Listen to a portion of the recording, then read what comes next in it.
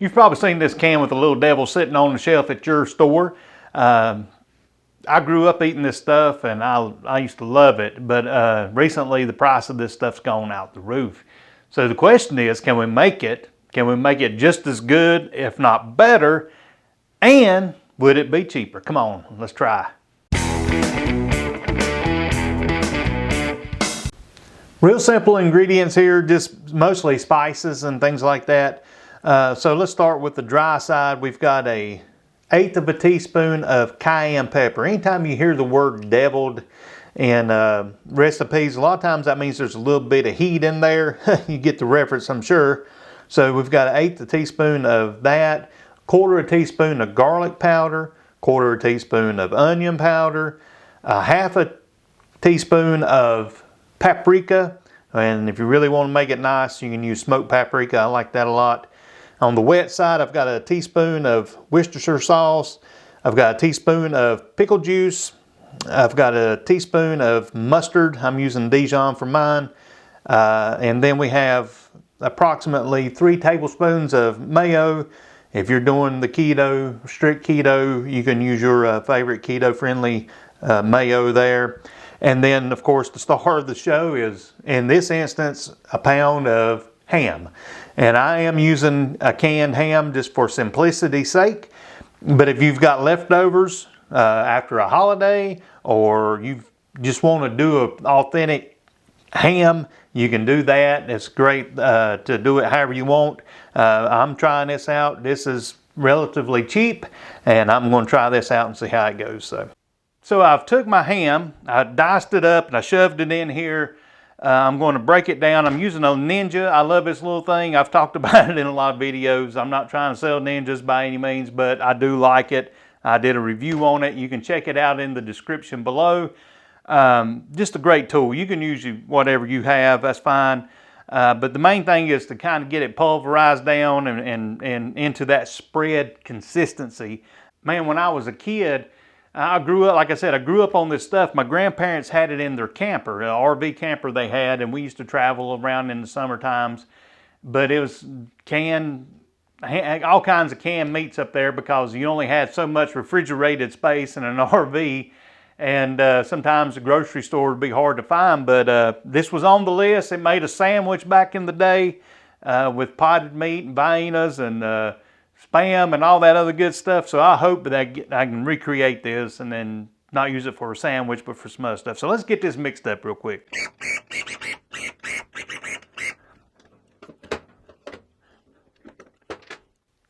All right, that's looking all right. Now we'll just add our ingredients. And you can season it however you like it. I mean, I'm just going by kind of the basic stuff that I enjoy in recipes. You could be a builder's choice. You can add whatever you like. You can even put jalapenos, pickles, things like that, and make it your own. But I'm going for the closest recreation of the original as I can, I think. I've never done this before, so I might tweak it at another date. And now let's add a little bit of the mayo. I'm not going to add all of it because I don't want it to get real soupy. So I'm going to try to make sure this is the right amount for what I'm trying to do. How's that? Like most of my videos, this is my first attempt. I know that seems crazy, but I figure if I can knock it out the first time, that's all good. So.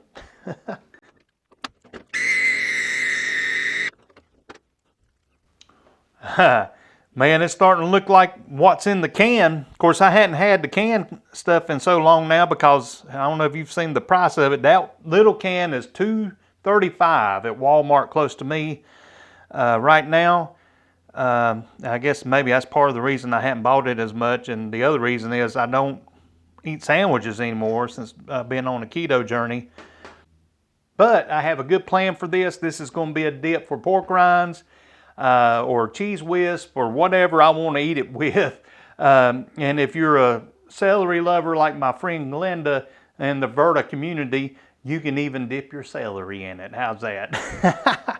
I'm just messing. She hates celery according to her profile there, but I'm not a big celery either, but it can be dipped into this. So All right, let's finish blending this up and quit talking about it and taste it. I've got the texture just like I like it. The only thing I'm going to do is add some black pepper to it and a little more heat because I like spicy foods, and that's just, it's not devilish enough. How's that? So I'm going to add a little bit more cayenne to it and some black pepper just to give it a little more bite. It's good as it sits right now, but that's just for my tasting satisfaction. How's that? That's the cool thing about cooking, man. You can make it your own. You can do it however you want to.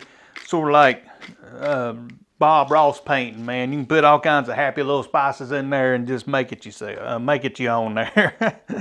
All right, let's hit it one more time, and this should be about right. So here is the Underwood straight out of the can. You can see it. I hadn't messed with it or anything. Just scooped it out. That is 4.25 ounces, and it costs $2.35 at my local Walmart. And then the great reveal here is the blue collar deviled ham spread. And I will say this, it looks more like a potted meat consistency. Over pureed, I suppose, maybe just a tad bit much, but I'm okay. I like potted meat too.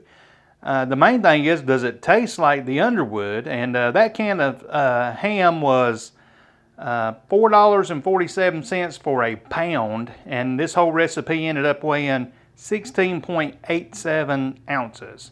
So you can do the math on all that. I'll put it in the description, but the most important thing is, who wins the taste test? Are they close? Are they different?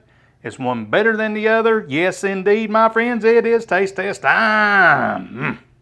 Well, I'm going to start out with the Underwood. I'm going to just eat it straight. I'm not going to dip it with anything or anything. It's been a while since I've had any of this, so let's see if it tastes like I remember. Yep, tastes like sodium in childhood. Yeah, it is salty.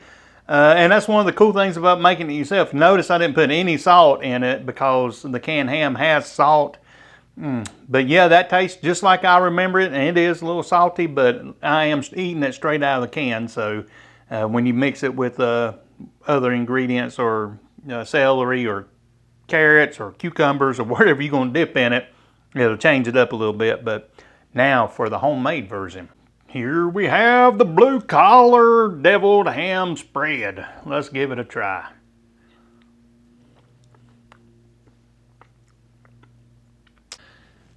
Well, guess what?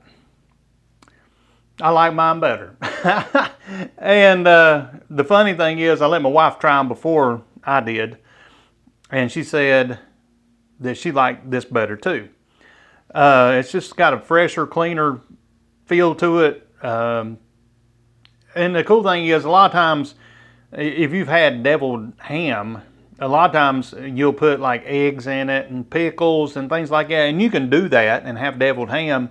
But I was going for the spread consistency. I will be dipping my pork rinds in here, and I like dipping my pork rinds in pimento cheese and all kinds of stuff. But this come out, I can't really tell the difference between the two, except for the texture. I did puree this one a little bit longer, but hey, for under $5, I mean, I've got enough dip there to last a week. Hey, until next time, go find you something to dip in this, and may the Lord bless you. Or just eat it like this.